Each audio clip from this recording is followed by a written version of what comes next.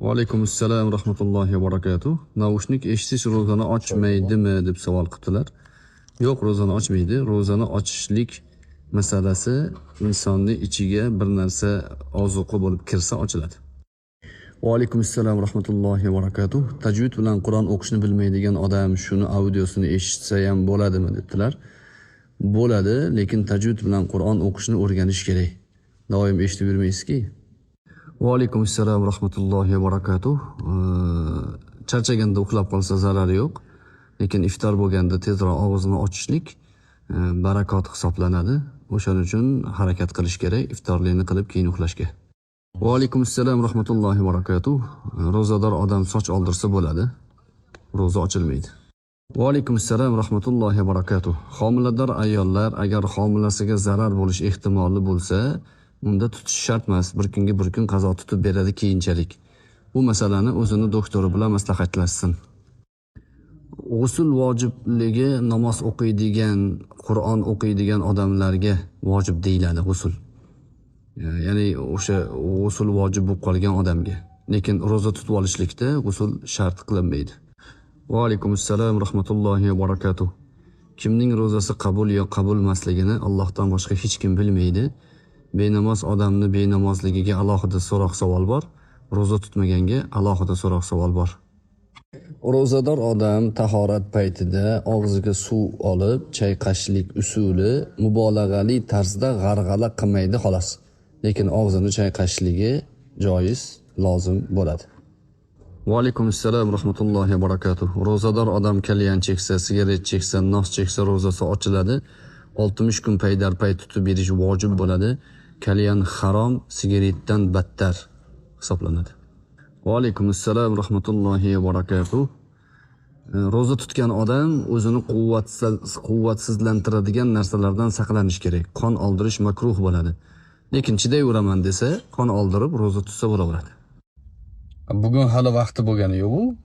1 soat kechikib yopdim deganda agar kechagini nazarda tutayotgan bo'lsangiz, ro'zangiz ro'za bo'lmaydi. Qaytadan bugunga bir kunga bir kun tutib berasiz. Va alaykum assalom rahmatullohi va barakatuh. Ro'zadan keyin har oyning boshida 3 kun, o'rtasida 3 kun, oxirida 3 kun tutsa ham bo'ladi.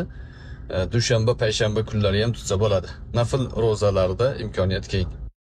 Saharlikda u biror narsa yeyishlikdan uxlab qolgan odam o'rnidan turganda hech narsa yemaydi, ichmaydi, ro'zani niyat qiladi, shu bilan ro'zani tutaveradi. Nimadir yeb qo'ysa, ro'zasi ochilib ketadi. Shuning uchun hech narsa yemaydi. Va alaykum assalom rahmatullohi va barakatuh. Laylatul Qadr 1000 oylik qabul bo'lgan ibodatdan afzal kecha hisoblanadi. Bu kechani topishga harakat qilish kerak. Berkitilgan Ramazonning har kechasini g'animat bilish kerak. Va alaykum assalom rahmatullohi va barakatuh. Zakotni so'rab olsa bo'ladi-yu, lekin juda bez bo'lib ketmaslik kerak. Va alaykum assalom rahmatullohi va barakatuh. Ro'zani 1 soat 2 soat oldin og'zini yopsa bo'ladi, lekin iloji boricha o'sha vaqtiga taqab olib borib yopish kerak. Shu bandalikning izhori bo'ladi. Va alaykum assalom rahmatullohi va barakatuh. Shamollashga olingan ukol agar muskul ostiga oladigan bo'lsa, ro'za ochilmaydi. Lekin tomirga ukol olsa, ro'za ochiladi. Saharlik qilgandan keyin og'iz yopgunga qadar tishini yuvishligi joiz. Og'iz yopgandan keyin tish pastalari bilan tish yuvishlik makruh bo'ladi. Ya'ni maqtalgan ish hisoblanmaydi. Va alaykum assalom rahmatullohi va barakatuh. Oshpaz inson ko'pchilikka ovqat qilgan paytida tuzini bilishlik uchun tilida tatib ko'rishligi joiz, faqat yutib yubormaydi. Ro'zasi ochilmaydi.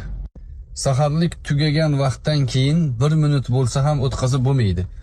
O'tkazib bir narsa yeb qo'ysa ro'zasi ochilib qoladi. Shuning uchun saharlik tugagan zahoti og'izni berkitish kerak.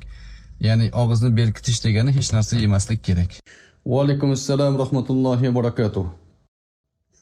Agar burunga sepilgan dori halqumdan o'tib ketadigan bo'lsa, ro'za ochiladi. Halqumdan o'tmasa, ro'za ochilmaydi.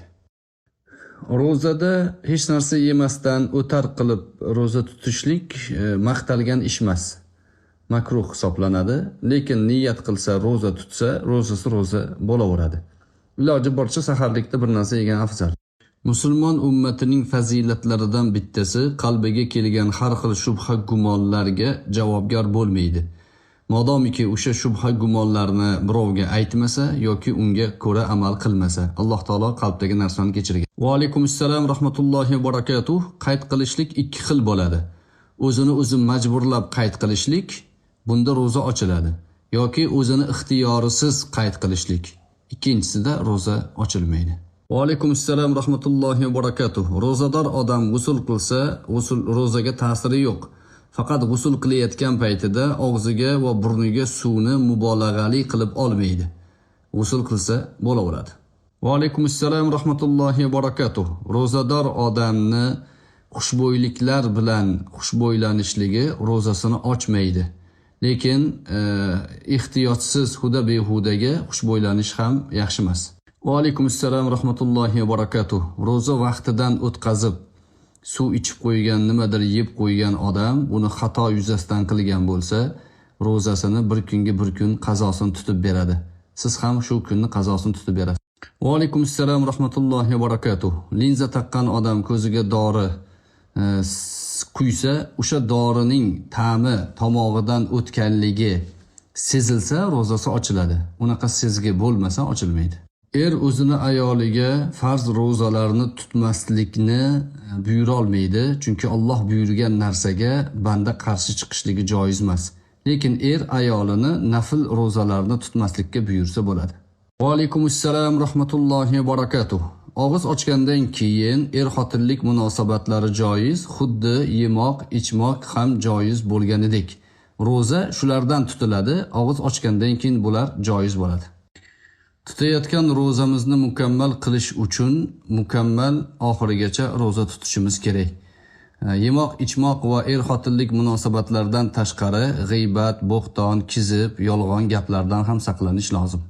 Va alaykum assalom rahmatullohi va barakatuh. Sog'liq yuzasidan rozaga qodir bo'lmagan odam qachonki qodir bo'lgan paytida bir kunga bir kun tutib beradi. Agar tuzalish imkoniyati, umidi bo'lmasa, u fidya to'laydi. Va alaykum assalom rahmatullohi va barakatuh. Oshqozon yarasi bor inson roza tutsa, oshqozondagi kasalligi ziyoda bo'lsa, tutmaydi. Tuzalgandan keyin tutib beradi. Tuzalish umidi bo'lmasa, fidya to'laydi. Burundan qon oqib chiqsa, roza ochilmaydi. Lekin oqib chiqqan qonni yana qaytadan yutib olsa, unda roza ochilib ketadi. Shuni ehtiyotini qilish kerak. Fitr rozasining puli roza tutgan insonning rozadagi kamchiliklarini o'rnini to'ldirish uchun moliyaviy ibodat hisoblanadi. Uni to rozaning hayitini o'qilgunga qadar berish vojib bo'ladi. Va alaykum assalom rahmatullohi va barakatuh. Zarurat yuzasidan tish oldirsa, roza ochilmaydi. Tish oldirish bilan roza ochilmaydi. Milkka qilingan ukol bilan ham roza ochilmaydi. Faqat yutib olmaslik kerak. Rozador odamga tasodifan tutun kirib ketsa, rozasi ochilmaydi. Lekin qasddan tutunni tortsa, kalyan yoki sigaret cheksa, rozasi ochiladi. Rozador odam iloji boricha unaqa o'rinlarga, makonlarga bormaslik kerak. Va alaykum assalom rahmatullohi va barakatuh. Taqvo sunnatga muvofiq ishlarda belgilanadi. Sunnatdan oshirib olishlik vasvas hisoblanadi. Misol uchun, tahoratda 3 marta yuvishlik sunnat, 4-marta yuvishlik vasvas deyiladi. Va alaykum assalom rahmatullohi va barakatuh. Sunnatga ko'ra ovqatlanish oshqozonni 3 ga bo'linadi. Bir qismi suv, bir qismi ovqat, bir qismi havoga bo'sh qolishi kerak. Va alaykum assalom rahmatullohi va barakatuh. Mazining ko'p kelishligi rozaga ta'sir qilmaydi, lekin tahoratni sindiradi. Manini agar shahvat bilan otilib chiqishligi o'zini ixtiyori bilan bo'lsa, unda roza ochiladi. So'lak bezlaridan keladigan tupuk yutishlik bilan roza ochilmaydi. Qazo rozalarini tutishlik vojib. Qaysi kunlarda tutsa ham bo'laveradi. Ixlosga bog'liq. Kalta kunlarda tutaman desa, savobi ham kalta bo'lib qolmasa bo'ldi ish qilib. Va alaykum assalom rahmatullohi va barakatuh. Musiqa eshitish, kulgili, behuda narsalarni ko'rib umrni o'tkazishlik achinarli. Undan ko'ra ilmga aloqador, foydaliroq narsalarni ko'rish bilan mashg'ul bo'lish. Va alaykum assalom rahmatullohi va barakatuh. iftorlik vaqti kirishi bilanoq og'izni ochish kerak. Shunda yaxshilik bardavom bo'ladi. Bu borada sahih hadislar mavjud. Va alaykum assalom rahmatullohi barakatuh. Ro'zador odam basseynda cho'milsa bo'ladi, lekin ehtiyot chorasini ko'rish kerak. Og'zidan, burnidan, quloqidan suv kirib, halqumidan o'tib kelsa ro'zasi ochiladi. Shuni ehtiyotini ko'rish kerak. Va alaykum assalom rahmatullohi barakatuh. Saharlikni qayerda qilishingizdan qat'iy nazar, iftorlik o'zingiz turgan joyning vaqti bilan hisoblanadi. O'sha Istanbulning vaqti bilan iftorlik qilasiz. Va alaykum assalom rahmatullohi barakatuh. Hijoba o'zbekchasiga qon oldirish degani. Hech qachon ro'za tutmasdan jannatga tusha olamanmi degan savolingiz biroz topishmaroq savol. Hech qachon turmushga chiqmasdan farzand ko'ra olamanmi deganga o'xshagan bo'ldi. Va alaykum assalom rahmatullohi barakatuh. Agar burunga sepilgan sprey halqumdan o'tib ketadigan darajada bo'lsa, ro'za ochiladi. Keyinchalik bir kunga bir kun tutib beradi. O'tmasa ro'za ochilmaydi. Qattiq girib bo'lib qolgan odam uzluksiz yo'talsa va kasalligiga og'ir ta'sir qilayotgan bo'lsa, ro'zasini ochishligi joiz, bir kunga bir kun keyin tutib beradi. Ro'za tutayotgan odam saharlikka qadar tishini yuvib olishligi ma'qul. Ro'za tutgandan keyin tishini yuvish, ya'ni pasta bilan yoki xushbo'y narsa bilan tishini chayqashlik maqtalgan amal hisoblanmaydi. Va alaykum assalom rahmatullohi va barakatuh. Ro'zador odam zarurat yuzasidan ovqatning tuzini, tilini o'zi bilan tatib ko'rishligi joiz bo'ladi, lekin yutib yubormaydi, tupurib tashlaydi. Musofirda yurgan odamlarga ro'za tutishlik farz hisoblanmaydi, lekin tutsa ro'zani farzini ado qilgan bo'laveradi. Safarda qiynalgan odam ro'zani tutmasdan keyin kelgandan keyin tutib bersa bo'ladi. Va alaykum assalom va rahmatullohi va barakatuh. Ro'zador odam uyqusida ixtilom bo'lib qolsa, ro'zasi ochilmaydi. Lekin o'zini qasddan ixtilom qilsa, ro'zasi ochiladi. Qasddan qilgani uchun 60 kun kafforat to'laydi. Va alaykum assalom rahmatullohi va barakatuh. Orxon arkadaşım nasılsın? Sana da iyi Ramazanlar. Özbekistan'dan Türkiye'ye selamlar. Kendine iyi bak. Kechasi ishlashga majbur bo'lgan musulmonlar kunduzi uxlab olishlik zarurati bor, lekin namozni qazo qilmaslik kerak, ro'zani ham tutaverish kerak. Alloh taolo qabul qilgan bo'lsin. Aksirgan paytida insonning halqumida balg'am ko'chishligi va uni yutib yuborishligi ro'zani ochib yubormaydi.